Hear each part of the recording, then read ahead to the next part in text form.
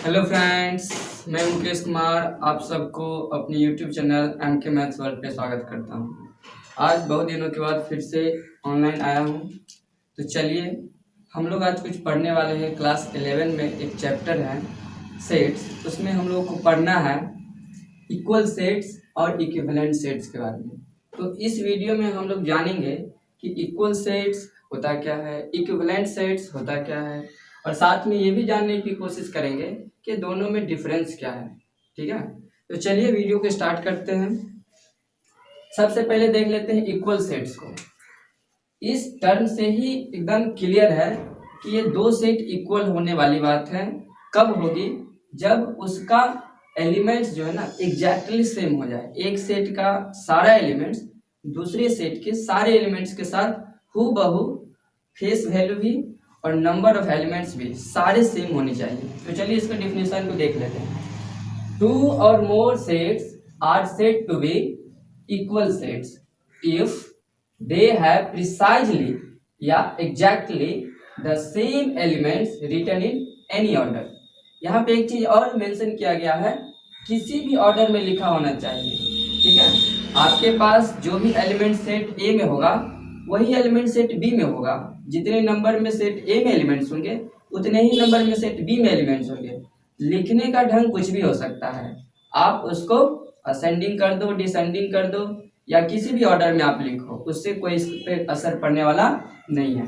तो चलिए देखते हैं एक एग्जाम्पल। ये सेट ए को 0 1 2 सेट ए में हमने लिया और एक सेट बी लिया, इसमें भी 0 1 2 है, बट इसमें एलिमेंट तो सेम है, ऑर्डर अलग अलग है, उससे कोई फर्क नहीं पड़ेगा। हमको दोनों में सेम एलिमेंट्स हैं, इसीलिए दोनों सेट क्या है आपका इक्वल हो गया। एक दूसरा सेट्स देख लेते हैं। ए ई आई ओ यू, ये वॉवेल से 5 के 5, यहाँ पे भी हमको 5 के 5 वॉवेल दिख रहे हैं, लेकिन इसका ऑर्डर चेंज है, लेकिन उससे हमको कोई असर पड़ने वाला नहीं है। किस पे? इक्वल सेट पे। तो यहाँ पे भी देखा जाए तो यही एलिमेंट, यही 5 एलिमेंट इसमें भी है, इट मीन्स ये दोनों सेट आपस में इक्वल है। फिर यहाँ पे एक नोट में हम लोग जानेंगे कि इक्वल सेट बाय डिफॉल्ट क्या हो जा रहा है। Number of element set E C और number of elements in set D दोनों इक्वल हो जा रहा है, क्योंकि जब एग्जैक्टली सेम एलिमेंट्स है तो नंबर ऑफ एलिमेंट्स भी दोनों का सेम होगा, और दैट्स वाई दोनों इक्विवेलेंट सेट होंगे। तो इससे हमको ये कंक्लूजन निकलता है कि इक्वल सेट्स ऑलवेज क्या होते हैं? इक्विवेलेंट सेट्स होते हैं। It means if A equal B होगा, इसका मतलब है कि number of elements in set A always equal to number of elements in set B. So set A और सेट बी क्या हो सकता है? इक्विवेलेंट। ये हमेशा होगा, दो इक्वल सेट्स हमेशा इक्विवेलेंट होता है। चलिए हम लोग देखते हैं इक्विवेलेंट सेट्स को। इक्विवेलेंट सेट्स को कैसे डिफाइन करेंगे, चलिए स्टार्ट करते हैं। टू और more sets are said to be equivalent sets if they have just equal number of elements. It means उसके पास केवल नंबर ऑफ एलिमेंट्स सेम होने चाहिए। एलिमेंट कुछ भी हो उससे आपको असर नहीं पड़ेगा, बस हमारा कंडीशन है नंबर ऑफ एलिमेंट्स पे। Sorry, if number of elements in set A equal to number of elements in set B, then we can say set A is equivalent to set B. बस इतना हमको पता होना चाहिए कि set ए का जो एलिमेंट्स है जितने नंबर्स में उतने ही नंबर्स में सेट बी में भी एलिमेंट्स होने चाहिए। एंड रिप्रेजेंट करता है number of elements in set A equal to number of elements in set B. अगर ये दोनों इक्वल है तो हम कह सकते हैं कि ये सेट क्या है आपस में? इक्विवेलेंट है। एग्जाम्पल देख लेते हैं। सेट ए 1 3 5 और set B 2 4 6।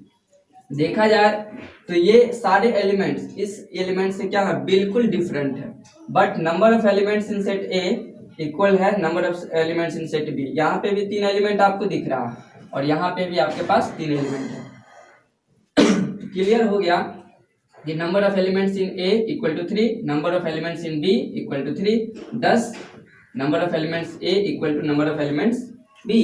So set A is equivalent to set B. ठीक है, कुछ और एग्जांपल देख लेते हैं। सेट जी को देख लेते हैं। एक सेट जी है, ए बी सी है, और एक पी क्यू आर एलिमेंट रखा हुआ है सेट एच। तो देखने में लगता है कि यहाँ पे आपके पास 3 डिफरेंट एलिमेंट है, यहाँ पे भी 3 डिफरेंट एलिमेंट है, but number of of elements इसके पास भी 3 है और नंबर ऑफ एलिमेंट्स इसके पास भी 3 है। तो हम कह सकते हैं कि number of elements in set G equal है 3 के और number of elements in set H भी इक्वल है 3 के। Thus number of elements in set G equal to number of elements in set H. So we can say set G is equivalent to set H.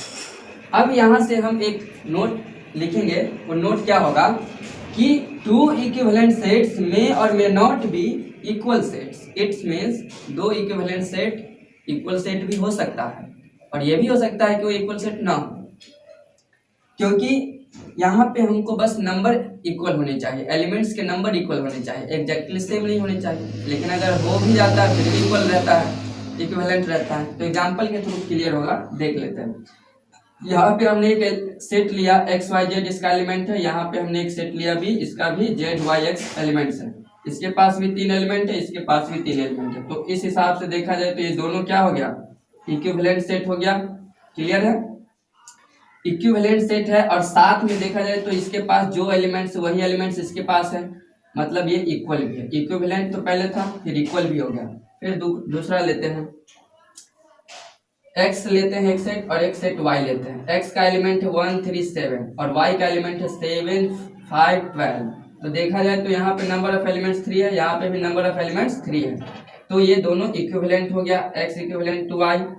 ठीक है, साथ में देखा जाए तो ये तीनों के तीनों एलिमेंट इस तीनों एलिमेंट से बिल्कुल मैच नहीं करता।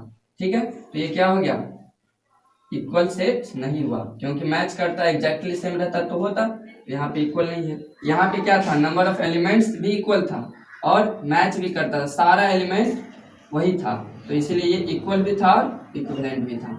तो आई होप आप सबको ये जो भी हमने इस सेट में पढ़ा समझ में आया होगा। अगर वीडियो पसंद आई हो तो इसको लाइक करें, सब्सक्राइब करें और मुझे और वीडियो बनाने के लिए प्रोत्साहित करें। धन्यवाद।